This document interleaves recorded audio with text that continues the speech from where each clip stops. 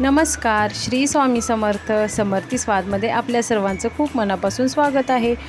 तर आज आपण बनवतोय मोड आलेले मूग प्लस पालक यांचा पौष्टिक असा पराठा. हा पराठा तुम्ही मुलांच्या डब्यासाठी देऊ शकता. अगदी पौष्टिक आहे. चला तर मग बघा, इथे मी 1 वाटी मोड आलेले मूग घेतले, त्याचसोबत एक छोटासा बटाटा घेतला आहे. बटाट्याची साल काढलेली आहे आणि त्याला छोट्या तुकड्यांमध्ये कट करून पाण्यात ठेवलेलं आहे. आता आपण मूग आणि बटाटा हे दोन्ही शिजवून घेणार आहे. तर त्यासाठी मी एका टोपात थोडंसं पाणी घेतलेलं आहे. अगदी कपभर पाणी घेतलं आहे आणि त्याच्यामध्ये हे मूग घातलेत, त्याचसोबत बटाटा घातला आहे आणि चवीसाठी आता थोडंसं यामध्ये मीठ घालायचं. हळद आणि मीठ घालून हे मिक्स करायचं छान आणि गॅसवर शिजायला ठेवायचं. अगदी 10 ते 12 मिनटात आपले मूग शिजून तयार होतात छान असे. बघा आता 10 मिनटानंतर बघा असे आपले मूग आणि बटाटा छान शिजलेले आहेत. आता आपण यामध्ये काही मसाले घालून घेऊया. तर मी जिरा पावडर घातली, थोडीशी धने पावडर घातली, त्याचसोबत मी जराशी गरम मसाला घातलेला आहे.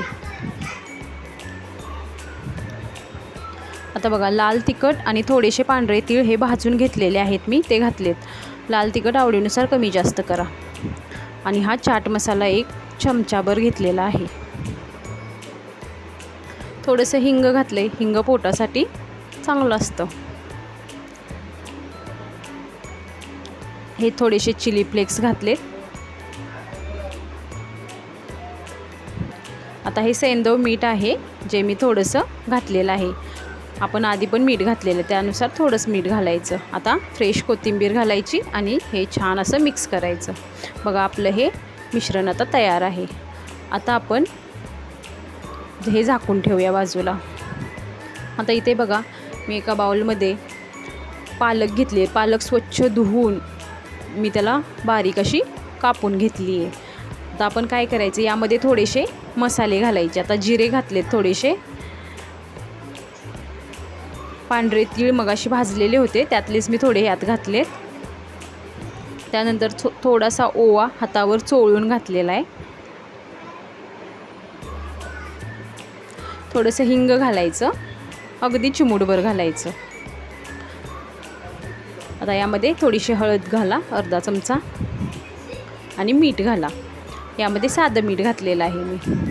आता हे कोथिंबीर घाला. आता हे काय करायचं, आपण हाताने छान असं मिक्स करून घ्यायचं, म्हणजे याला भरपूर पाणी सुटतं.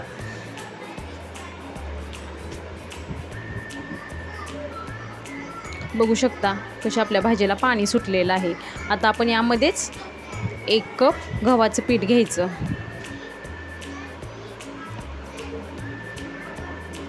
आणि 1 छोटी वाटी दही घ्यायचं.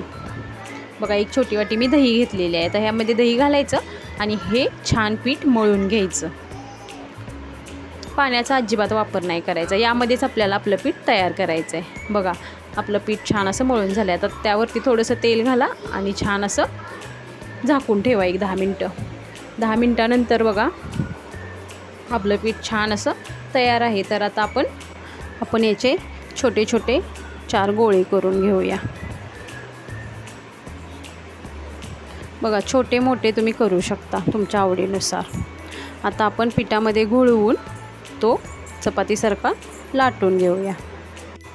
चिकटत असेल तर थोडंसं पीठ शिंपडायचं आणि लाटून घ्यायचं. छान असा पातळ, आपण जशी चपाती बनवतो तसंच बनवून घ्यायचं. बघा आपण आता पातळ असं छान लाटून घेतलेलं आहे. आता मध्ये याचे मी 2 भाग करते. तर आता तुम्ही तुमच्या आवडीनुसार याचा आकार कसाही तुम्ही करू शकता. आता बघा आपण हे तयार केलेलं मिश्रण यावरती आपण भरून घ्यायचं. बघा आपण मिश्रण भरून घ्यायचं असं व्यवस्थित भरायचं आणि हे असं चिकटवून घ्यायचं. आता सर्व बाजूंनी त्याला जरा व्यवस्थित प्रेस करायचं. बघा आपला असा पराठा तयार आहे. आता तवा ठेवला आहे मी गॅसवर. तो गरम झाला की त्यामध्ये थोडंसं बटर घालायचं आणि पराठा टाकायचा त्यामध्ये. आता पराठा छान असा खरपूस भाजून घ्यायचा दोन्ही बाजूंनी. गॅस लोच ठेवायचा. बघा आता आपला पराठा भाजलेला आहे, दुसरा पण पराठा पण छान असा खरपूस भाजून घेतलेला आहे. आणि एक शेवटी पराठा मी चीज घालून असा चौकोनी शेपमध्ये बनवलेला आहे. चीज घातलं की मुलं जास्तच आवडीने खातात. बघू शकता आपलं चीज कसं वितळून बाहेर आलेलं आहे. एका बाजूने सर्व पराठे आपले तयार आहेत. माझा व्हिडिओ तुम्हाला आवडला असेल तर माझ्या व्हिडिओला लाईक करा, शेअर करा आणि सबस्क्राईब करा. आणि तुम्ही व्हिडिओ कुठून पाहताय हे नक्की कमेंटमध्ये सांगा. धन्यवाद.